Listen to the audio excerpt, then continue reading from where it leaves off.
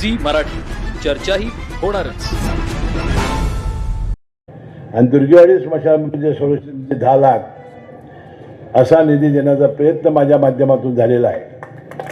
म्हणजे आपल्या विभागाचा खऱ्या अर्थानं आमचा सदस्य नसताना ही प्रचंड कामं करण्यामध्ये आपण प्रयत्न केलेले आहेत. यावरून आपल्या लक्षात येईल की भातावरनं शेताची परीक्षा करायची असते. जर आपला सदस्य नसताना आपण जर एवढी कामं केली असतील, सदस्य जर तुम्ही निवडून दिले तर किती कोट्यावधीची कामं आम्ही करू शकतो याचा एक अंदाज आपल्याला या निमित्ताने देण्याचा प्रयत्न मी केला. बंधूभगिनींनो, जिल्हा परिषद पंचायत समितीच्या सदस्यांच्याकडून राष्ट्रवादी काँग्रेस पक्षाच्या काही अपेक्षा आहेत. कारण विकास हा निरंतर प्रक्रिया आहे. रस्ता केला की 5 वर्षांनी रस्ता पुन्हा नव्यानं करावा लागला. पाण्याची योजना केली, गावाचा विस्तार वाढला तर नव्यानं योजनेचा विस्तार वाढ करावी लागणार, पाण्याच्या टाक्या बांधाव्या लागणार, नळ बदलावे लागणार. त्यामुळे ही एक निरंतर प्रक्रिया आहे. परंतु जिल्हा परिषद आणि पंचायत समितीच्या सदस्यांनी मी कागल विधानसभेच्या मतदारसंघामधून सलग 6 वेळा विधानसभेचा आमदार म्हणून निवडला गेला. मी एक कार्यकर्ता आहे. जवळजवळ 22 वर्ष या राज्याच्या मंत्रिमंडळामध्ये मी काम करतो. माझ्यासारख्या सामान्य माणसाला 30 वर्ष लोक निवडून देत आहेत. ह्याचं खरी गुपित काय आहे तर लोकांशी असलेला संपर्क आणि लोकप्रतिनिधीनं जनतेशी मिसळणं, त्याच्या सुखदुःखात जाणं, त्याच्या समस्या आपल्या समस्या मांडणं, त्याचं जे संकट असेल ते आपलं संकट, त्याला ठेच लागली की आपल्याला कळेल अशा प्रकारचं काम करणारा लोकप्रतिनिधी असेल तर बंधूंनो, तो जनमानसाच्या हृदय सिंहासनावर आरूढ होतो. नेमकी हीच गोष्ट ऐश्वर्या पाटील आणि संभाजीराव पवारांनी करण्याची आवश्यकता आहे.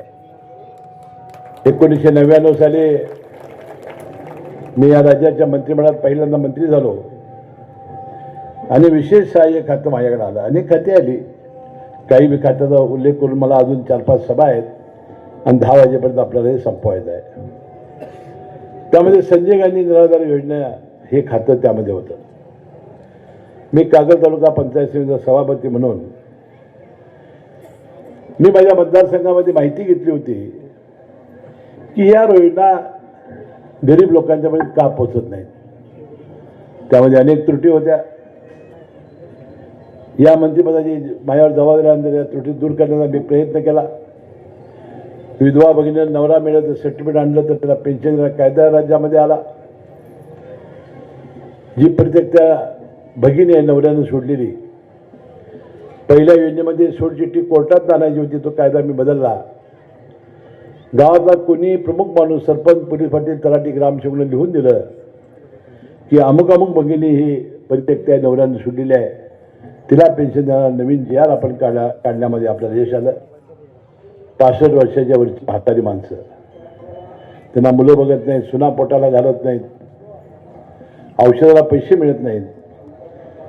हे दुःख त्यांचं डोंगरा एवढं होतं. आपलं महाराष्ट्र राज्य हे पहिलं राज्य या देशातलं आहे की ज्याने 65 वर्षाच्या वरच्या आईला आणि वडिलाला एकत्रित देणारी पेन्शन योजना राज्यामध्ये आणली. त्याचं नाव श्रावणबाळ ठेवलं आणि माझं नाव राज्यभर श्रावणबाळ पडलं.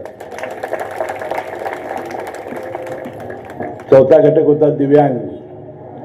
जन्मापासून डोळे नाहीत, हात नाहीत, पाय नाहीत, मती मुलं जन्मत आहेत आणि आयुष्यभर आई वडील त्याचं ओझं होत आहेत.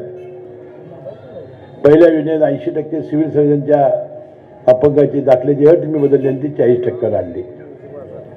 मी या खात्याचा मंत्री होतो तेव्हा 250 रुपये पेन्शन होती. माझ्या काळात ती 600 रुपये झाली. देवेंद्र फडणवीस साहेब मुख्यमंत्री झाले 2014, त्यावेळी ती 1000 रुपये झाली. आणि पुन्हा आपलं भाग्य बघा, 2 जुलै 2023ला आमचे नेते अजितदादा पवारांच्या नेतृत्वाखाली आम्ही महायुती सरकारला पाठिंबा दिला. सत्तेमध्ये आम्ही सामील झालो. हे खातं मी पुन्हा मागून घेतलं आणि 15 जुलै 2023ला 1,500 रुपये पेन्शन देणारा कायदा काढण्याचं भाग्य आम्हाला लाभलं आणि अपंगाला 2,500 2,500 पेन्शन आपण देऊ शकलो. अजून 3 त्रुटी यामध्ये आहेत. 21,000 उत्पन्नाचा दाखला तलाठी देत नाही तो 50,000 आपल्याला करायचा आहे. 1,500ची पेन्शन 2,000 रुपये करायची आहे आणि 65 वर्ष वय हे 60 वर्षावर आणायचं आहे. आज हे खातं माझ्याकडे नाही, पण आमच्या राष्ट्रवादी काँग्रेस पक्षाकडे आहे. येणाऱ्या काळात या तिन्ही त्रुटी आम्हाला दूर कराव्या लागतील आणि ती मी केल्याशिवाय राहणार नाही.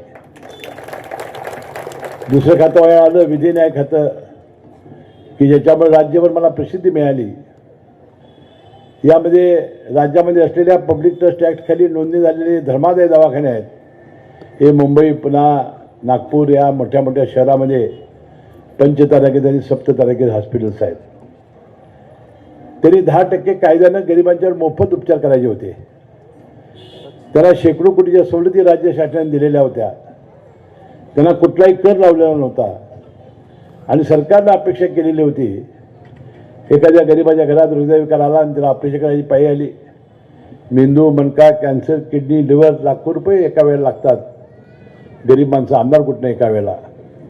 घरं दारं जमिनी सोनं नाणं विकूनसुद्धा एवढ्या पैशाची जुळणी ते करू शकत नव्हते. मरणाची त्याला वाट बघायला लागत होती. आम्ही बघितलं की डॉक्टरनं एखाद्या माणसाचा मृत्यू झाला तर बिल भरल्याशिवाय प्रेस सोडलेलं नाही. मी कायदा आणला. जर शेकडो कोटीच्या सवलती घेऊन हे दवाखाने जर गरिबांच्यावर उपचारच करणार नसतील तर त्यांना 6 महिन्याची तुरुंगवासाची शिक्षा आणि 50,000 दंड करण्याचा कायदा या राज्यात आला आणि गेल्या 18-20 वर्षात लाखो लोकांची ऑपरेशनं मोफत व्हायला लागली. परमेश्वराच्या कृपेने तुम्हाला कोणाला रोग होऊ नये अशी मी प्रार्थना करतो. झालं तर घाबरू नका, माझ्याकडे या. मी तुम्हाला मुंबईला घेऊन जाईन.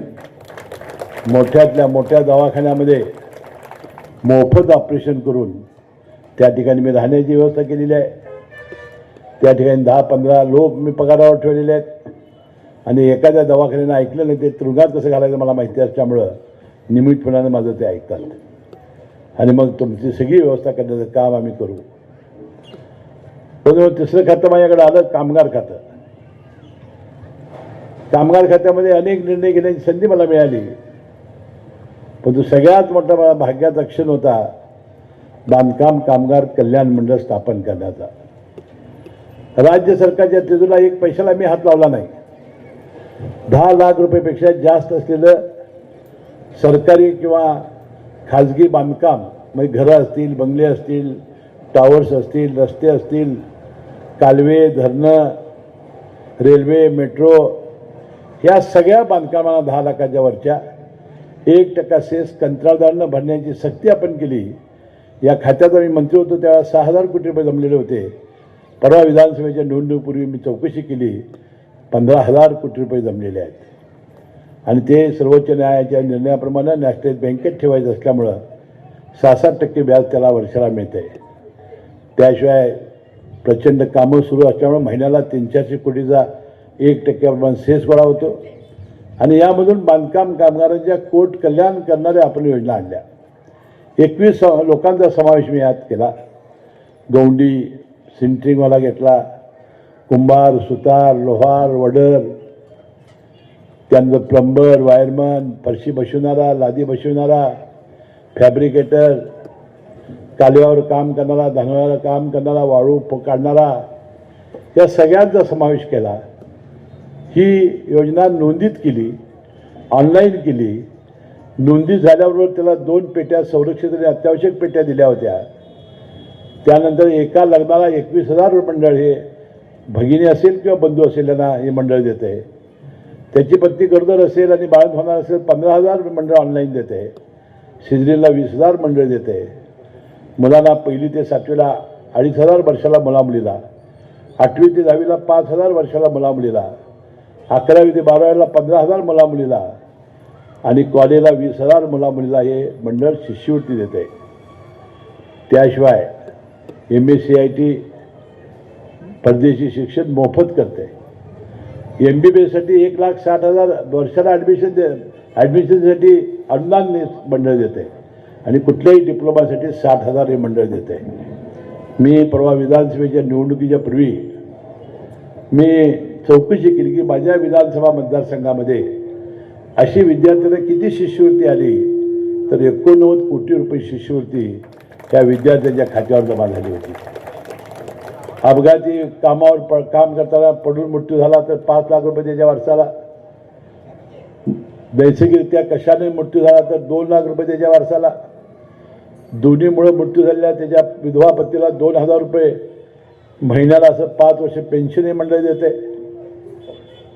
त्याच्या एका मुलीच्या लग्नाला 51,000 रुपये, घर बांधायचं असतं ग्रामीण भागात 2 लाख, शहरी भागात 2.5 लाख रुपये मंडळ देते. ह्या सगळ्या योजना मी केल्या. आणि दुपारच्या वेळेला या कामगारांना सकस आणि ताजं अन्न मिळणार नाही म्हणून आपण एक मध्याह्न भोजनाची व्यवस्था आणली योजना की कॉन्ट्रॅक्टरनं सेंट्रल किचनमध्ये शिजवायचं आणि साईटवर नेऊन वाढायची ती योजना होती. आणि ती होती शाकाहारी. आमचे कामगार खटखुट खाणारे, जेवण राहायला लागलं, आंबायला लागलं, कॉन्ट्रॅक्टर तेच वाढायचं आणि सरकारची बदनामी व्हायला लागली म्हणून आम्ही सुरू केलं स्टेनलेस स्टीलची प्युअर 30 नगाची 10,000 रुपयाचा भांड्याचा सेट लग्नाला रुपवत देतात तसं सुरू केलं. आता मी एवढ्या योजना सांगितल्या, ह्या योजना तुम्हाला समजणार कसे गरीब लोकांना, अधिकारी तुम्हाला कसं दाद देणार, तुम्हाला दाखले कसे मिळणार. आणि मग